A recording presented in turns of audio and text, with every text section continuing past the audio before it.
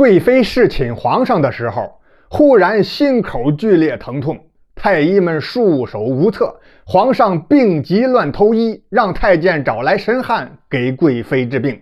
就见这位神汉烧香上供，滋儿哇乱叫，耍了一趟桃木剑，最后满头大汗，气喘吁吁地说：娘娘本是玉皇大帝的小女儿，下了凡间，如今寿数已尽，要归天去了。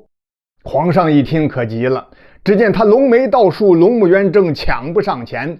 啊，神巫，你一定要想想办法，帮朕留住爱妃。只要能救朕的爱妃命不归天，朕可以封你做护国大师，赏黄金1000万两。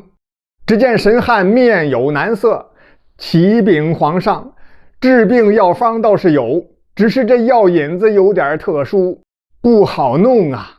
哦，朕腹有四海，只要你能说出药引的名字，朕便命人取来。皇上，他是这么个东西。神汉附在皇上耳边耳语了几句，就见皇上皱起眉头想了想，然后一甩龙袖，瞪着龙目说道：这也不难，朕自有办法。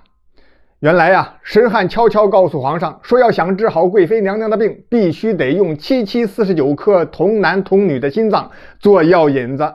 虽然皇上贵为天子，可也不能明着滥杀无辜呀。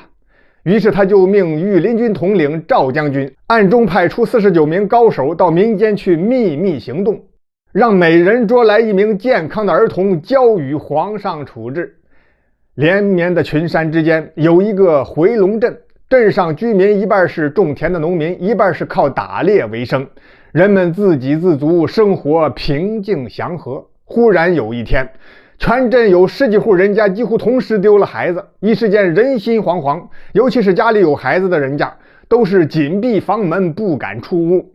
有人就找到族长，求他想办法。族长一拢胡须说道：这事儿我听说了，我已经卜卦问过，这是天意，大家不必着急，过不了多久，孩子们自会平安归来，你们都回家去吧。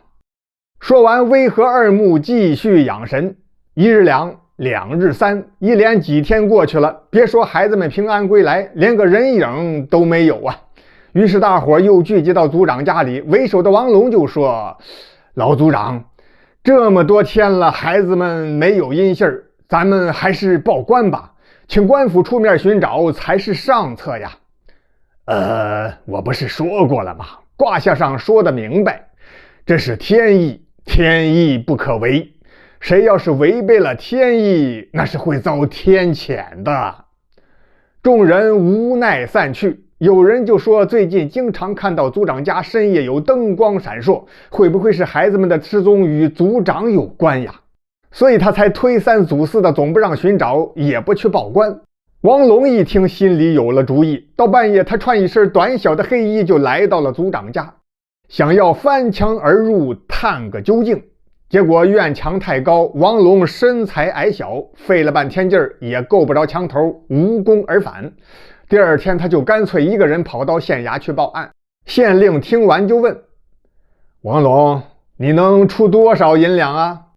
原来这里天高皇帝远，地处偏僻，县令贪赃枉法，腐败透顶，想要让他查案，必须得先交辛苦费，银两少了还不行，否则不予理睬。王龙拿不出银子，吃了闭门羹，闷闷不乐回到家，一个人坐在土炕上发呆。这时候好朋友赵虎来了：兄弟，你这是怎么了？为啥事儿愁眉苦脸的呀？王龙就把这些天为乡亲们丢孩子的事儿找族长，族长不管；找县令，县令不调查的情况说了一遍。赵虎听完眼珠一转，就说：我倒有个主意，今晚咱俩一起去族长家，一定能打探出真相。这赵虎身材高大，很有力气。到晚上，他让王龙踩着他的肩膀爬上了族长家的墙头，然后自己也爬了上去。两个人一前一后出溜下去，进了族长家，趴到窗户根底下听了半天，还真听到动静了。有人往夜壶里尿尿，然后便听到族长的声音说：“你这老婆子就不能小点动静，把我都给吵醒了。够小声的了，是你心里不安，睡不踏实吧？我看你就放过孩子吧，怪可怜的。你懂什么？我也是不得已而为之呀，我得为将来考虑。”听到这儿，王龙和赵虎都气坏了，他俩一个紧握双拳，一个咬紧了牙关。尤其是王龙太激动了，他一生气，肚子发胀，浊气下行，就放了一个响屁。这声音在寂静的夜里，就好像平静的湖面突然扔进去一块石头一样。屋里的族长老夫妻被惊得不轻。谁在外边？王龙、赵虎想逃跑，集中出错，脚下踢倒了一个破铁盆，当啷一声，隔壁家的鸡鸭都被惊醒了，一阵乱叫。两个人慌张张跑到墙根底下，却半天没爬上去。这时候隔壁人家和族长夫妻都挑着灯笼出屋了，王龙、赵虎干脆也就不跑了。王龙说：“刚才我们都听到了，孩子失踪，族长你恐怕脱不了干系，敢不敢当着全体族人的面说清楚？”第二天上午，山坡的一块空地上，几乎全体村民都到了。王龙、赵虎将昨晚族长老夫妻的对话向乡亲们讲述了一遍。族长解释说，那话是他们老夫妻在讨论自己儿子的事情。族长的儿子在府衙当差，他怕儿子当差久了会有危险，就想让他辞去公职回乡种地，又担心儿子不同意。老两口是说这事儿呢，可多数村民都不信，还是怀疑族长与孩子们的丢失有关。最后说到激动处，族长竟然拔出一把尖刀，刀尖对着自己的胸口，说要掏出心来给大伙看看。千钧一发之际，一粒石子击中了族长的手腕，当啷一声，钢刀落地。原来是一位女侠抛出石子救了族长。这位女侠自称名叫马飞燕，她说她在经过一座破庙的时候，听到了儿童的哭声。王龙、赵虎以及一多半村民就跟随马飞燕下了山，可来到山下100里之外的破庙一看，空空如也，早已经没了人影。他们哪里知道，曾经在这座破庙休息过、拐带了乡村孩童的御林军高手，此时已经将孩子们带上了赶奔皇宫的路。几天之后的月圆之夜，皇宫内一处秘密的小花园里，3名女童被倒剪双手绑在树上，嘴里塞着棉布。那神汉手握一把月牙弯刀，刀尖对着第一个女童的心口猛刺，要开膛摘心。就在刀尖刚刚接触孩子的胸口之时，啪的一声，神汉的手腕被一颗石子击中，弯刀当啷啷落地。原来又是女侠马飞燕。马飞燕是从破庙出来之后，寻找到了那些御林军的踪迹，因为对方人数太多，他只好带着王龙、赵虎一路跟踪到了皇宫，寻找机会营救这些孩子。马飞燕用刀架在神汉的脖子上，厉声喝道：“快快如实交代，其他孩子在哪里？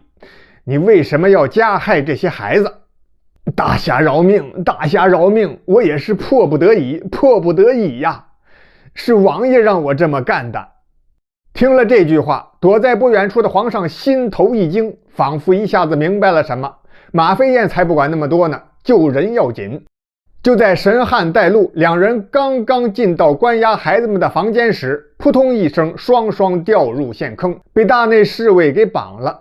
皇上亲自单独审问神汉，神汉交代了一切。原来是皇上的亲弟弟三王爷早有谋逆之心，想推倒皇上自己面南背北登基坐殿，这才想出阴招，给皇上最疼爱的贵妃投毒，令其患上心口疼的毛病，然后再命心腹人装作神汉混入后宫，假装给贵妃治病，骗皇上下令抓49名童男童女，要摘心治病，打算之后将此事传扬出去，毁坏皇上的名声，再加上一些其他手段，逼迫皇上退位。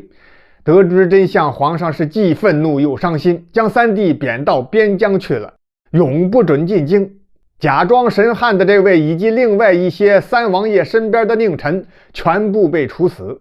皇上见马飞燕气质非凡，与后宫3000佳丽完全不同，就想把她纳为妃子，被马飞燕一口回绝了。马飞燕带着几十名童男童女出了皇宫，将孩子们交给一直等候着的王龙和赵虎，然后便打马扬鞭，绝尘而去，继续行走江湖去了。不久之后，太子弑君杀父，害死皇上，登上了皇位。马飞燕听到这个消息之后就说：但愿这个新皇上不要是个昏君，否则的话我不会让他活太久的。